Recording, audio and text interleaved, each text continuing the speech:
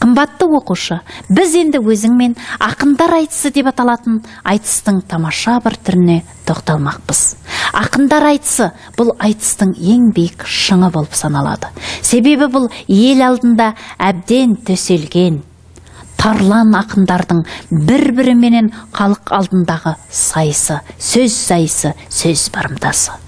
Бұл ақындар айтысы әсіресе 19 ғасырда керемет дамыған. Бізде ақындар айтысына қатысқан ақындардан Мұрат ақын, Біржан, Сара, Жамбыл, Сүйінбай, Тезек төре, Сүйінбай мен Қатағанның айтысы бұл жерде, Омарқұл, Тәбия, Жаскелең, Сарбас, Досмағамбет, Шашубай, Құлманбет, Орынбай, Шөже сияқты тамаша ақындардың үлгілері осыған дәлел бола алады екен. Ақындар айтысы бұл елдің алдында көзбе-көз болып отырғандықтан суырып салма шешендікті қажет ететін аса қиын өнер. Ел алдында суырып салу керек, оны ұйқасын келтіру керек, және өзіңменен бірге айтысып отқан ақынға қолма-қол жауап қайтару керек, және жай ғана жауап емес, тапқыр, дәл, халықтың жүрегіне тиетін, өткір, бір жағы қалжың араласып жататын айтыстарда болу керек. Және оны белгілі бір аспапта орындау керек. Яғни импровизаторлық өнер бұл айтыс ақындарына аса тән қасиет екен. Міне осы айтыстың ішінде мысалы Шөже ақын туралы бізде кездесіп жатады.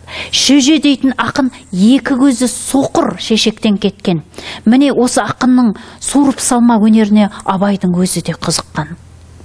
Міне сен соқырсың деп тән кемшілігін бетіне басқан талай ақындардың біріне сонда Орынбайға ол былай деп жауап қайтарады. Мұқтасар сөзім мірдің тақтасындай, бұқардың омырауым қақпасындай, көзіме 17 ақын түк қылған жоқ, сен қыларсың атаңның қақпасынай деп жауап берген екен.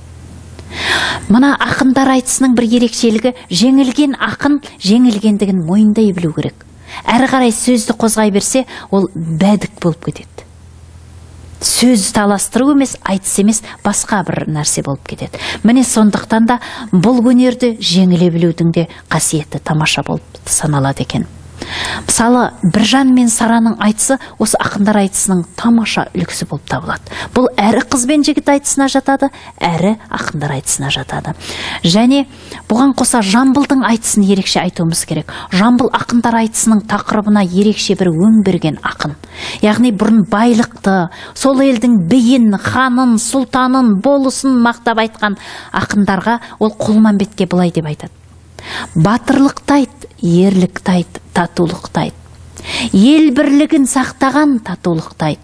Қарынбайдай сараңдар толып жатыр, оны айтып әуре болмай үйіңе қайт деп жауап берген екен.